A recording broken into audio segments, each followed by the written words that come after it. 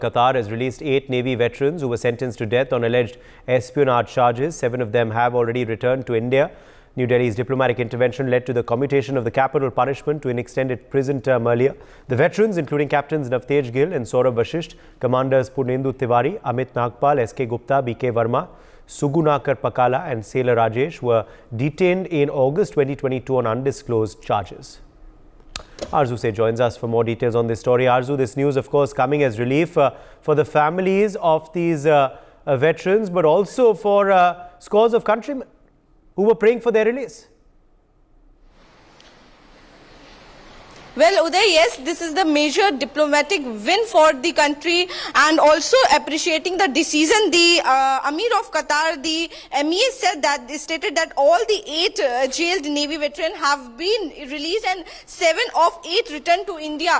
And today in the morning, they came back to the country, and also they have thanked the Prime Minister, and they said that without the intervention of the Prime Minister, this would not have been possible. They have almost spent 18 months there, and it was a legal fight that they have fought. And also he said that they were waiting for this day that have now come, and they are back in their land. The government has said that the government of India welcomes the release of the 8 Indian national working for the Qatar company that were detained in the Qatar, and 7 out of 8 of them have returned to India. And we appreciate the decision by the Amir of the state of Qatar to enable the release and homecoming of these nationals. This is what MEA has announced in the morning. So this is the major win, and we are seeing that how the relation between the Qatar and the India have improved in the last few years, and this shows that how important it is. Yes, Uday. Absolutely. Arzu, just talk us through what has led to this intervention, what led to the release, when this news, of course, came out. I think it was late last night when this news came out. And have all the veterans now reached India? Well, 7 veterans out of 8 have returned back to India, and today morning they landed in the national capital.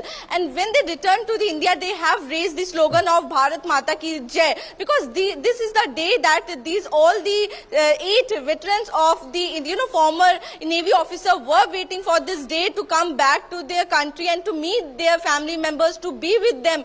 Also, I would like to put some light also what had happened. In August 2022, they were arrested by the Qatar police, and they were taken to the jail, and there they were sentenced to the death sentence were announced for them in context with the Spanish case for doing this spying. And after that, there was a meeting that the Prime Minister met with the Amir of Qatar, and then things somewhere changes, and the death sentence was converted into the jail imprisonment. So the big change that people have witnessed, the people have seen, and now they have came back to their homeland, and this is one of the biggest news of the today. And they have thanked the Prime Minister and said that this would not have been possible without the intervention of the Prime Minister, without the the attempt that the government of India has made. They have several times, the S. Jaishankar had met the family members Arzu, of stay the with us. veterans. We have Sumit Peer, political analyst, also joining us now. NewsX. Sumit Peer, how big a diplomatic win do you believe this is for India, the way their release was secured? Uday, thank you very much for having me on your show. सबसे पहले तो सब देशवासियों को बहुत-बहुत शुभकामनाएं. It's a victory for all of the India. Prime Minister Modi, Dr. Jaishankar, Minister of External Affairs and Minister of Home Affairs needs to be congratulated, because remember when this fiasco happened, HMO came with a release that this will be handled discreetly, and it was a bliss of air in the morning. Around 6 a.m. we got the news that the veterans have landed in India. I'm telling you, Uday, there was no case against the veterans. Our veterans are clean as water. This all was orchestrated by Turkish intelligence and ISI. First, the veterans were caught on espionage. First, you give them visas, you take them there. Suddenly you say, suddenly this Dara Consulting, the man who is running is a Qatari. And the Omani was let go, then say, these people are spying. Then in the middle of this Israel conflict, suddenly you say these people are spying for Israel and they have to be eliminated. And there are a lot of people, there are a lot of Gaddars in India. I don't want to take names right now. They have said, yes, the harshest punishment should be given to them.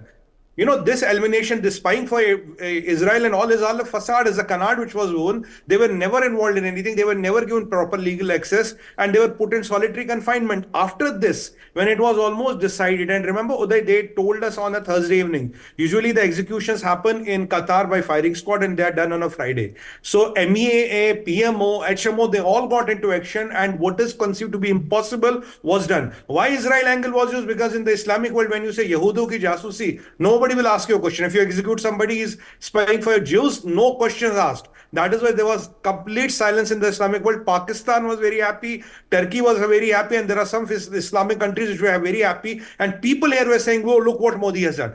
Modi, our veterans are killed and Modi is able to do nothing. But thank God we have been able to do it. And I am telling you that there was not even an iota of evidence they were spying for anybody. Why should an Indian veteran who went and disclosed his identity, I am Captain Falana, I am Admiral Farana, you gave him visa, he went there. Why should he spy for the sake of what Israel? What does India? All right, Sumit, stay with us. The MEA is holding a press conference. Let's cut live across.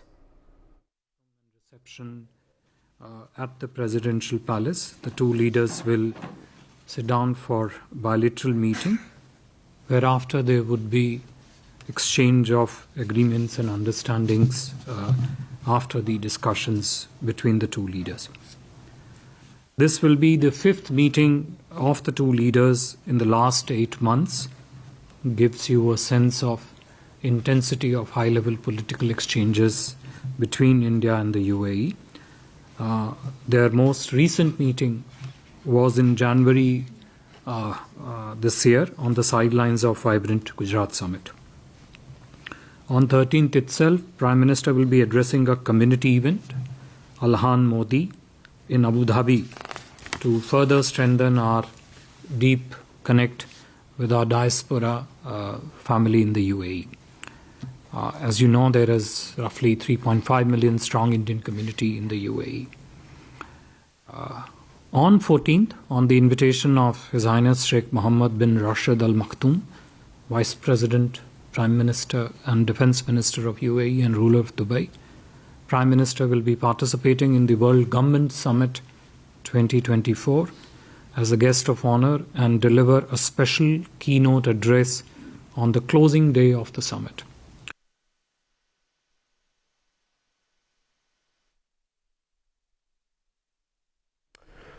So it is all said to be a very successful visit of the Prime Minister to UAE, is what the MEA was briefing the media there. The Ministry of External Affairs, of course, talking about what all will be on the PM's itinerary in the UAE. Remember, he's all set, of course, to inaugurate that BAPS Mandir in Abu Dhabi. Okay, let's attempt to go back across to that big story we were tracking for you, which, of course, has come out from Qatar. I think Sumit Peer was trying to make a point. Sumit, please complete. Yeah, so Uday, the point here is we are thankful to the government of Qatar. Our ambassador in Qatar has done fantastic work. MEA, HMO, PMOs have done fantastic work. Usually in the Islamic world, if you are accused of spying for Israel and if you're given a death penalty, first you have to stop that. Then you have to commute from death to the imprisonment. From imprisonment, you got the people back to your country.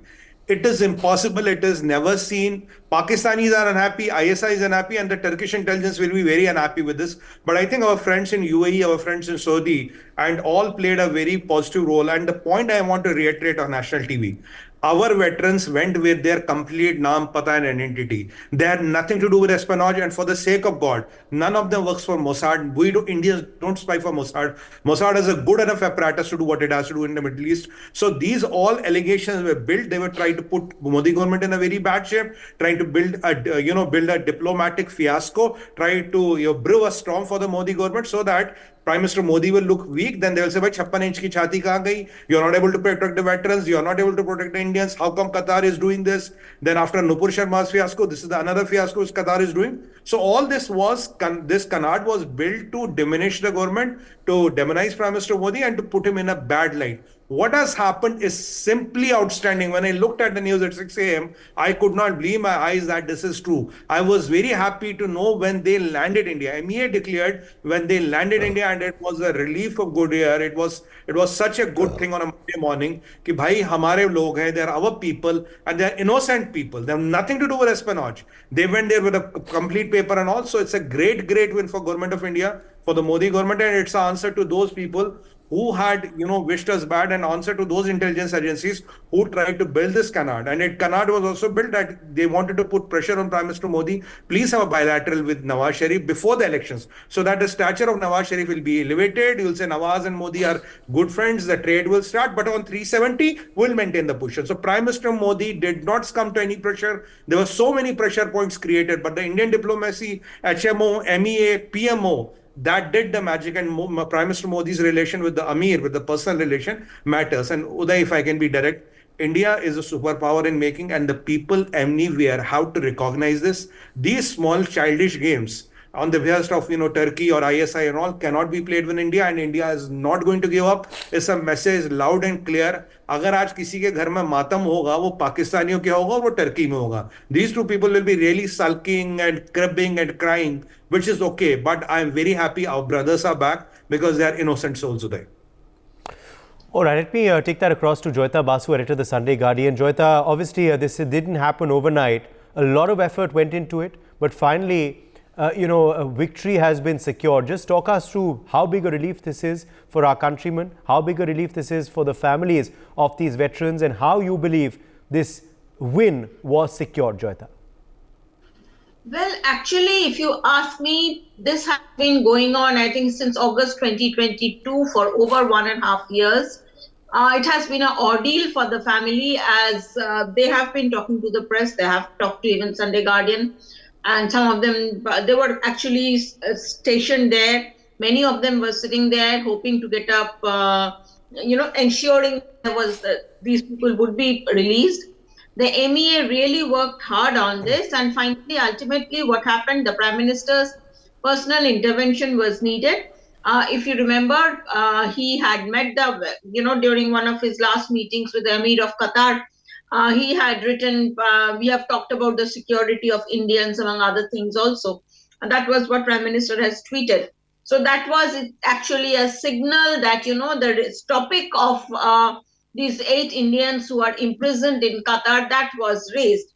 But you see, what is actually, if you ask me, instead of celebrating, quote unquote, the victory of what we have done, I think it is a time to tell all Indians, all NRIs and Indians who are based in these Gulf countries, and specifically a country like Qatar, that be very careful. Because these people, especially Qatar, when we are looking at Qatar, there is no open trial. They do not even make the charges public. We have read from newspaper reports, sources have said that this is why, the court has said this is why they have been charged. There was no exposure of the trial. Even the Indian government was not being given the charges that these people were being charged under. For more such videos, subscribe to the NewsX YouTube channel, hit the bell icon.